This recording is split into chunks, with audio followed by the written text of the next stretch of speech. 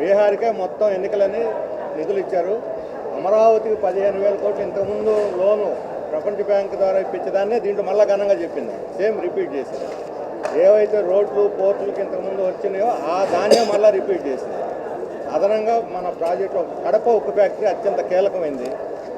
రాయలసీమతో నెల్లూరుతో సహా మన పోర్టు కృష్ణపట్నం పోర్టుకి కడప ఉక్కు ఫ్యాక్టరీ లింకు చేస్తే మొత్తం ఈ ప్రాంతం అంతా అభివృద్ధి అవుతుంది. అట్లాగే పోలవరం ఈరోజు మనకి చాలా కీలకమైంది. వేటికి నిధులు ఇవ్వలేదు. అభివృద్ధికి సంబంధించిన నిధులు, రాష్ట్రాభివృద్ధికి సంబంధించిన నిధులు ఇవ్వాల.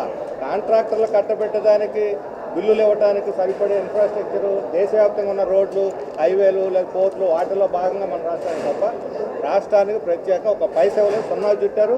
చంద్రబాబు నాయుడు గారు కేంద్రం యొక్క స్థితి చూసి దిగులుతో తలదించుకుంటారా, లేకపోతే ఢిల్లీకి పోయి పోరాడి సాధించుకొస్తారో రాష్ట్ర ప్రభుత్వం దీని మీద తేల్చుకోవాల్సిన అవసరం ఉంది. మేము మాత్రం ఈ కేంద్రం యొక్క వివక్షతకు వ్యతిరేకంగా రాబోయే రోజుల్లో ఈ బడ్జెట్లో చూపించిన దానికి వ్యతిరేకంగా పోరాడతాం. సిపిఐఎం రాష్ట్ర 27వ మహాసభల సందర్భంగా భారత కమ్యూనిస్ట్ పార్టీ రాష్ట్ర సమితి తరఫున వారందరికీ అభినందనలు తెలియజేస్తూ ఉన్నాను.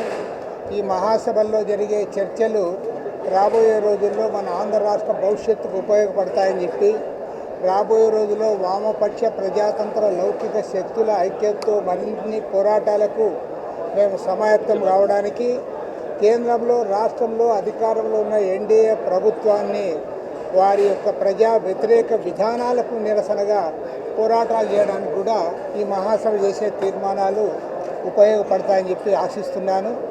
ప్రత్యేకించి ఇవాళ పార్లమెంట్లో నిర్మలా సీతారామన్ గారు, కేంద్ర ఆర్థిక మంత్రి గారు, ఆమె బడ్జెట్ ప్రవేశపెట్టారు.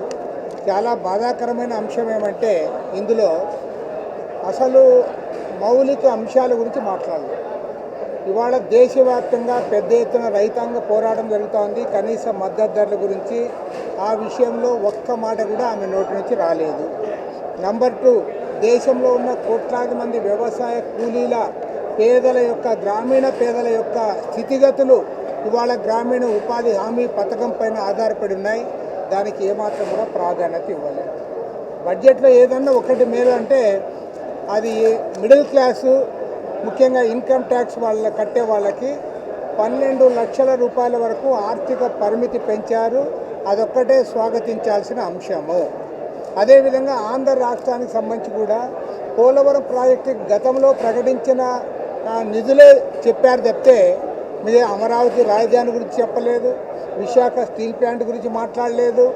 కాబట్టి ఏమంటే ఇవాళ ఆంధ్ర రాష్ట్రానికి వాళ్ళు మళ్ళీ మొండి చేయి చూపారు తప్ప ఏమాత్రం కూడా ప్రాధాన్యత ఇవ్వలేదు. అదేవిధంగా ఇవాళ కార్పొరేట్ ఊడియం చేసే పద్ధతుల్లో, వారి ఆస్తులు పెంచే పద్ధతుల్లో ఈ బడ్జెట్ ఉంది తప్ప గ్రామీణ పేదల గురించి, గ్రామీణ ప్రాంతాల్లో వ్యవసాయం చేస్తున్న వ్యవసాయదారులు, రైతుల గురించి కూడా ఈ బడ్జెట్ ఏమాత్రం కూడా ప్రాధాన్యత ఇవ్వలేదు. కాబట్టి ఏమంటే ఇది నరేంద్ర మోడీ ప్రభుత్వం కేంద్రంలో అధికారంలోకి వచ్చిన తర్వాత మళ్ళీ చెట్టెక్కాడంటే అటు మళ్ళీ చెట్టెక్కినట్టు మళ్ళీ బడ్జెట్ ఆమె ప్రవేశపెట్టింది తప్పితే ఈ బడ్జెట్ ద్వారా సాధారణ ప్రజలకు కానీ, మధ్యతరగతి ప్రజలకు కానీ ఎవరికి ఉపయోగపడింది లేదు. గ్రామీణ ప్రజలను విస్మరించారు.